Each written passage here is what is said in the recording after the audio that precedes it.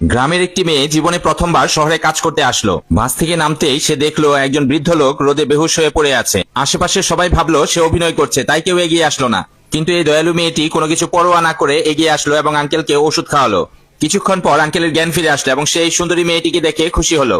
তিনি সাথে সাথে তার নাতি, যে একটি কোম্পানির সিইও ছিল, তাকে ফোন করলো এবং বললো এই মেয়েটিকে বিয়ে করতে। কিছুক্ষণের মধ্যে নাতি চলে আসলো এবং দাদা তাকে সবকিছু বললো এবং জিদ করলো যেন সে তাকে বিয়ে করে যাতে উপকারের প্রতিদান দেওয়া যায়। সিইও একটু রাগ করলো এবং মজা করে বলল, দাদা যদি এতই প্রতিদান দেওয়ার ইচ্ছা থাকে তাহলে আপনি বিয়ে করে ফেলুন। দাদা রাগ করে লাঠি উঠিয়ে ফেললো। মেয়েটি তাড়াতাড়ি বলল তার কোনো প্রতিদানের প্রয়োজন নেই, সে শুধু গ্রাম থেকে শহরে এসেছে কাজ করার জন্য, তার বিয়ে করার কোনো ইচ্ছে নেই। সিইও বিষয়টি এড়িয়ে যাওয়ার চেষ্টা করলো, কিন্তু দাদা ভাবলো যে মেয়েটি মনে করছে যে বিয়ের পরে সে সুখে থাকবে না।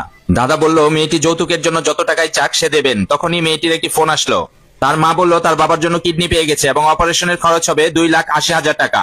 মেয়েটি তার মাকে ভরসা দিল সে অপারেশনের জন্য টাকার ব্যবস্থা করে এবং তার বাবার জীবন বাঁচানোর জন্য বিয়েতে হ্যাঁ বলে দিল এবং শর্ত রাখলো তাকে 2,80,000 টাকা যৌতুক দিতে হবে। দাদা কোনো চিন্তা না করেই রাজি হয়ে গেলেন। সিইও মনে করলো মেয়েটি টাকার জন্য বিয়ে করতে চাইছে, কিন্তু সে দাদার কথা ফেলতে পারলো না। অবশেষে দুজনে বিয়ের সার্টিফিকেট নিয়ে নিল। বিয়ের পর মেয়েটি বলল সে যৌতুকের টাকা ফেরত দেবে এবং সে নিজে পরিশ্রম করে এই টাকা ফেরত দেবে। সিইওর মেয়েটির প্রতি দয়া হলো এবং সে তাকে তার কাজের জায়গায় পৌঁছে দেওয়ার সিদ্ধান্ত নিল। মেয়েটি যখন কাজের জায়গায় পৌঁছলো, সিইও আশ্চর্য হয়ে গেল, ওটা তার নিজের কোম্পানি ছিল। অ্যাসিস্ট্যান্ট জিজ্ঞাসা করলো বিষয়টা কি সবাইকে জানাবো। সিইও বলল আমি সবসময় কাজ এবং ব্যক্তিগত জীবনকে আলাদা রাখি। সে যখন ডেস্কে গেল, সেখানকার রিসিপশনিস্ট তাকে নিয়ে মজা করলো। সে বলল গ্রামের মেয়ে প্রথম দিনই দেরি করে এসেছে। মেয়েটি বুঝালো কাউকে সাহায্য করতে গিয়ে তার দেরি হয়েছে, কিন্তু রিসিপশনিস্ট তার কথার কোনো মূল্য দিল না। সে বলল আমাদের কোম্পানিতে তো মিনিমাম ডিগ্রি ব্যাচেলর, তাহলে তুই এখানে ক্লিনার হিসেবে কাজ করলে এটা তোর জন্য সম্মানের ব্যাপার। মেয়েটি বলল কোম্পানির সবাই যদি তোমার মতো চিন্তা করতে থাকে তাহলে কোম্পানি বন্ধ হয়ে যাবে।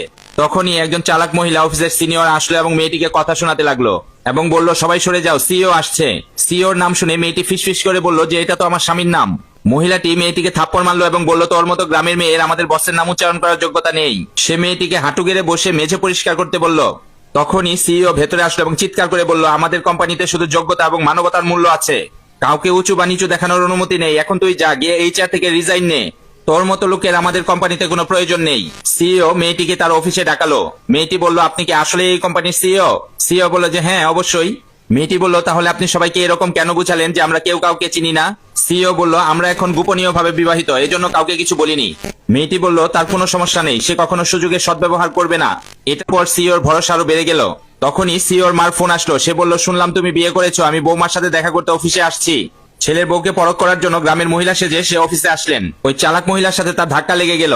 সে বলল এই বয়স্ক মহিলা তুই এখানে কি করছিস? সিইওর মা কিছু বলার আগে ওই মহিলাটির অ্যাসিস্ট্যান্ট তাকে ধাক্কা দিয়ে ফেলে দিল। দর্শক নেক্সট পার্ট দেখতে চাইলে